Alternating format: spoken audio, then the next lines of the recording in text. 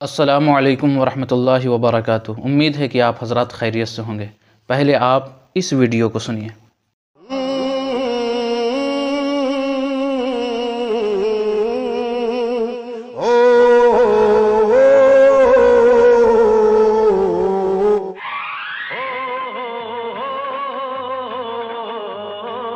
आपने इस वीडियो को मुलाहिज़ा किया, ज़रा आप अपने दिल पे हाथ रख कर के बताइए, क्या स्टेज की दुनिया में इस तरह की नातें पढ़ना जो हूबहू ऐसा लग रहा हो कि क़स्दन इस तर्ज़ पर पढ़ा गया हो, क्या ये सही है? क्या यह दुरुस्त है? क्या ऐसे ही नात ख़ानी में सवाब मिलता है? ये शायर साहब इस तरह की धुन बना करके आए रोज़ नातिया कलाम पढ़ते रहते हैं। आका करीम सल्लल्लाहु अलैहि वसल्लम की बारगाह में नात पढ़ना, नात कहना और नात सुनना यकीनन ये एक सवाब का काम है और ये एक आशिक़ रसूल का काम है। लेकिन ज़रा सोच करके बताइए कि इस तरह बेढंग तरीक़े से पढ़ना, क्या इस पर अज्र मिलेगा?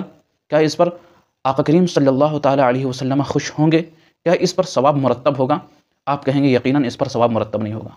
अज़ीज़ान गिरामी वक़ार, क्या ऐसा नहीं है कि आज स्टेज की दुनिया को हुल्लड़बाज़ी के मवाद को हम फ़राहम कर रहे हैं स्टेज की दुनिया में, और एक स्टेज को आज हम बदनाम करते हुए चले जा रहे हैं बेसूरे तरीक़े से पढ़ करके, स्टेज पर झगड़ा करके।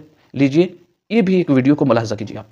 मैं ही नहीं कहता, गरीबों का ये कहना है, तेरा अजमेर ही ख्वाजा, मेरा मक्का मदीना है, मदीना है,